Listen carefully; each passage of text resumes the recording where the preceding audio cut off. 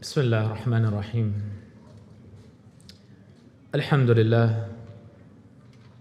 لله وحده والصلاة والسلام على من لا نبي بعده صاحب التاج والمعراج سيد الإنس والجنات محبوب رب الأرض والسماوات الذي اسمه مكتوب في الإنجيل والتوراة أرسله الله تعالى بالحق بشيرا ونذيرا وداعيا إلى الله بإذنه وسراجا منيرا أما بعد. It's already very late. I won't take too much of your time. The Shaykh have mentioned so many beautiful things tonight. And as we end the night off, and in today's sessions we learned how and the things that we need to do from moving ourselves from darkness to light. The topic today for myself is utilizing this Qur'an that Allah subhanahu wa ta'ala has given us to allow us to move ourselves from the darkness to light. If we look at all of the pious predecessors and the companions of Rasulullah sallallahu alaihi wasallam, companion after companion, every one of them understood the Qur'an, read the Qur'an, and this Qur'an allowed them to change their life. Mufti Sultan mentioned the likes of Umar radiallahu ta'ala an, when he heard the verses of the Qur'an, Inni ana Allahu la ilaha illa ana fa'budni wa aqimis salata li dhikri. Qur'an came into their life in a manner where it changed their life. And they became exceptional people. And this Qur'an was so powerful in their life that 1400 years ago, that same Qur'an that existed then exists today. That if we take this Qur'an, bring it into our life, you will change this world. I will tell you one ayat of the Qur'an that if you can bring this into your life, I swear by Allah, you will change this world. This ayat is none other than, and we have the whole Qur'an, but I'm going to give you one ayat today. وَقُولُوا لِلنَّاسِ حُسْنًا.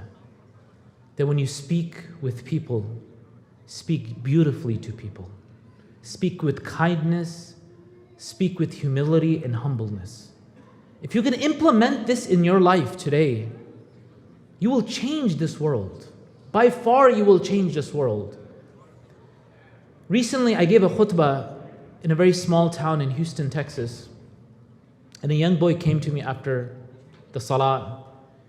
And he sat down with me and he said to me that I have to tell you something, Shaykh. I said, what happened? And I can tell he's just about to cry. Just before he tells me, and he says to me that there was a time that I looked up to my father. I was struggling in my life.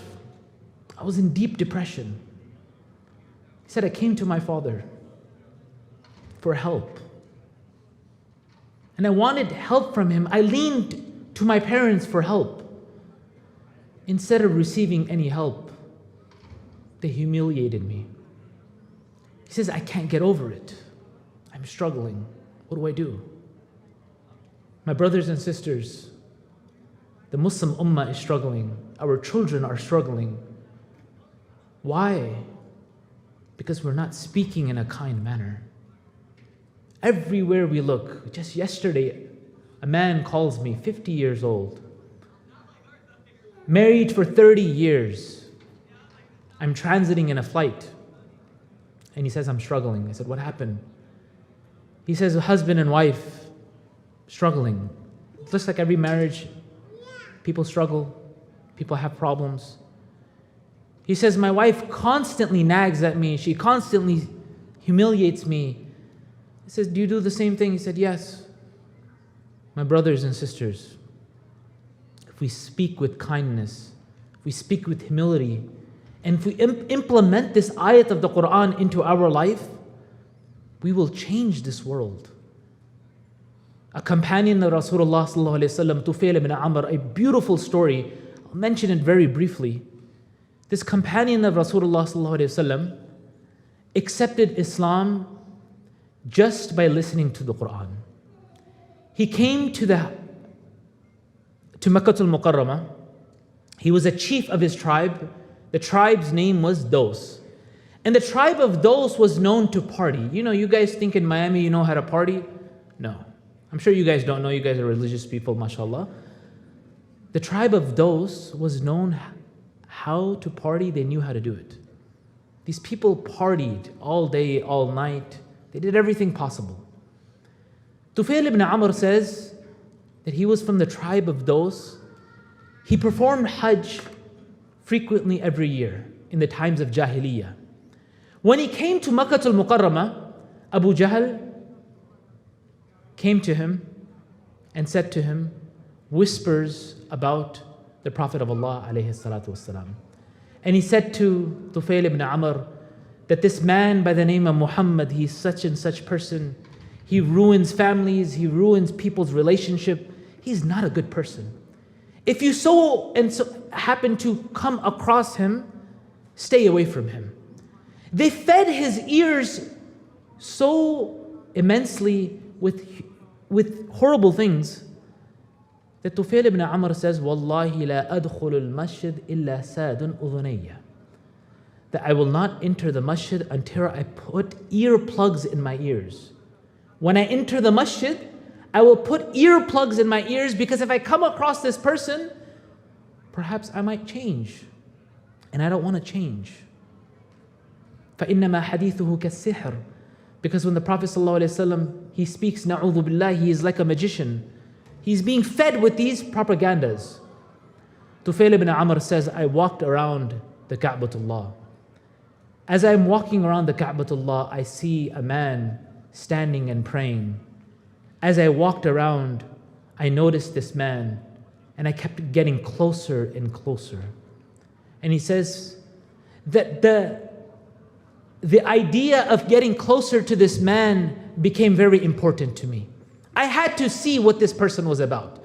I heard so much bad things, but I'm a man that can make a judge of character. I can understand whether he's good or bad. He says, I came closer to the Prophet of Allah, and I listened carefully to what he's about to say.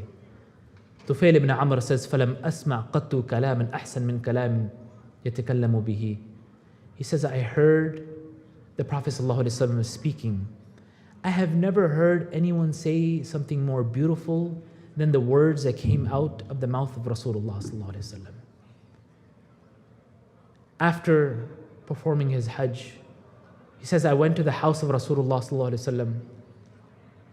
I knocked on his door. Khadija radiallahu ta'ala anha opened the door. As she opened the door, I asked, where is the Prophet of Allah? And the Prophet of Allah came out. And Tufail ibn Amr says, I asked the Prophet of Allah, are you that same man that the people say that you are a sorcerer and you are a magician? And the Prophet of Allah smiled. He smiled. My brothers and sisters, when are we going to smile to our kids? Islam was spread by smiling and being kind. It wasn't spread by yelling at our children. And I tell my son Zakaria, just before coming up, he says, you got to say my name. You have to say my name. I said, I'll try. If I remember, I'll say your name. Please make dua for him. He's started hifz. Make dua that Allah make him a shaykh one day. A shaykh that not only understands what Islam is about, but also puts it into practice. So Tufail ibn Amr accepted Islam. My brothers and sisters, this is that same Qur'an that Allah subhanahu wa ta'ala allows us to learn. Implement this Qur'an, bring it into your life, bring it into the life of your children, and I swear by Allah, you will find success in your life. May Allah subhanahu wa ta'ala give us that understanding. May Allah subhanahu wa ta'ala allow us to bring this Qur'an into our life, into the life of our children. Jazakallah khair. Wassalamu alaikum wa rahmatullahi wa barakatuh.